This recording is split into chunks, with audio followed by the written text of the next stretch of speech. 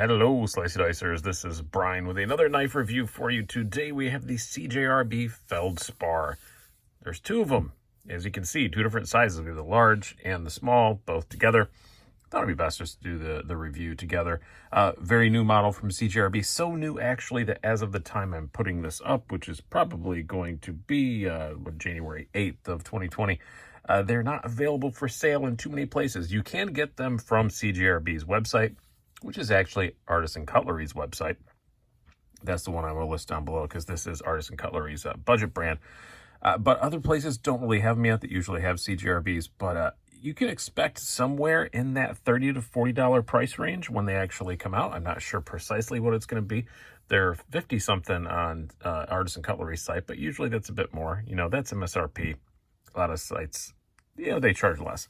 But really, really, really cool knife. I am really enjoying these. I actually have had both of them for a week and a half, 2 weeks, and really was having a hard time deciding which one to keep. I knew I wanted to keep one. We'll come to the end how I decided to keep one of them. Actually, somebody offered to buy the big one, so just spoiler alert, that's how it goes. But I probably would have kept the smaller one anyway, and we will talk about why I would have decided that as we go on. But really, really cool knives. Nothing super spectacular in the stats. D2 blades, ceramic ball bearings, G10 handles, kind of what you come to expect. Liner lock, from a lot of these Chinese D2 knives. It is a thumb stud, which I like, but nothing really to write home about. But the overall package is just really, really, really good. I really like a whole lot about these, especially ergonomically, as we will talk about. Let's do some stats and some size comparisons before we get too much farther. We will start out with the big one. On the full size, I guess you'd call it, Feldspar, you have an overall length of 8 1/4 inches, blade length of 3.6 inches, blade thickness of 0.125 inches according to my calipers. Again, these aren't really out yet, so I had to do all the measurements myself. You have a handle thickness of 0.54 inches, and a weight of 4.2 ounces. And on the smaller one, as you'd expect, it's smaller. 7 inches with a blade length of 3 1/4 inches. Blade thickness also thinner, 0.105 inches, which I like. I like a lot of times people scale down the blade, but they don't scale down the thickness. I like they scale down the thickness as well. Also, the handle thickness also scaled down, 0.48 inches, and a weight of 2.8 ounces, so significantly lighter. Size comparisons, we're going to try and fit 4 on here at a time. So we will start out with our usual Spyderco sandwich.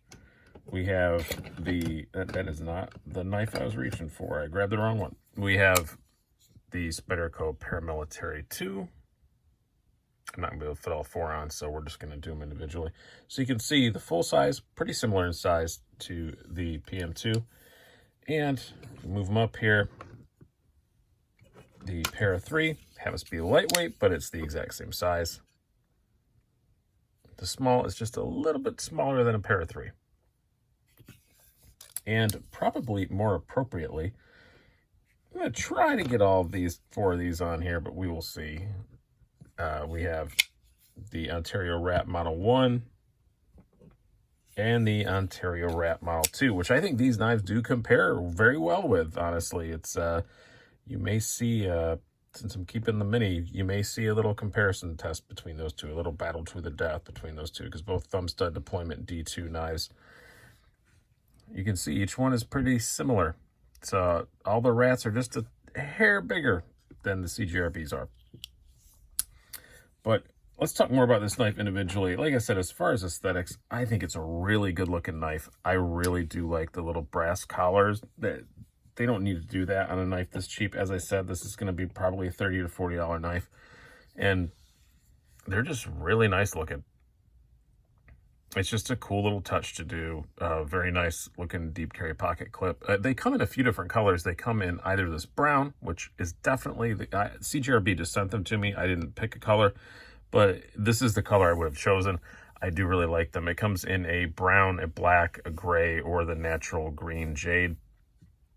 which is a great choice if you want to modify them. And knives at this price, it's really fun to modify, inexpensive knives like this. So if you want to modify it and dye it your own color that you want, I think maybe just top of my head, a purple would look really cool, with those brass rings. That would look pretty cool. Just get the jade, and then it's natural G10, and you can do whatever the heck you want with it. Because jade just means natural G10. It doesn't mean that it was dyed jade. That's just the color that stuff comes out.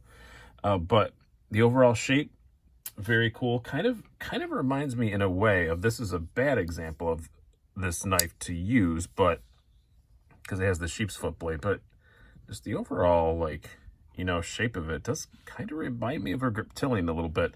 And feel in the hand, especially the full size, feels a lot like a full size Griptilian. I will say the smaller one feels better than a small Griptilian to me for my hands, because for me, a small Griptilian, a mini grip, I can't really get my hands around, where this I can. But there are definitely some Griptilian-esque elements to this design, I will say. So yeah, but I really like the look of it overall. Haven't seen any other colors, but these brown ones are outstanding. As far as the blade goes, it's pretty good. It's not shockingly thin behind the edge. You've got just full flat grinds. I got, 24 thousandths behind the edge on this larger one, 22 thousandths on the smaller one. Like I said, it's kind of cool they scaled the blade down as well. A lot of companies don't do that. They just put the same old blade but shorter. And I like it. If you're getting a smaller one, you might want a little slicier kind of blade. It's probably more of an EDC sort of thing. You're not going to be heavy duty using it. You probably would have got the bigger one if you were going to do that. So I do like that the blade thickness is scaled down a little bit. But, just pretty standard drop pointy kind of blade. And it works very well. Super sharp out of the box. No problem at all with the edge that it came with. It's worked extremely well. Not a whole lot of billboarding either, by the way, on the blade. Just that little D2 and the little serial number thing. This is China, in case you didn't know these were made in China. Obviously they are. CJRB logo is a bit big, but it's not the end of the world to me. Some people get really upset about that, but that doesn't usually bother me very much. Ergonomics are excellent. As I said, it reminds me kind of the Griptilian, but in some ways better. It fits my hand extremely well, especially the large one. Can feel a bit of a hot spot from that pocket clip with that big ramp on it. Just a tiny bit. Not enough to really complain about that much. No jimping whatsoever. Would not mind a bit on the spine right here.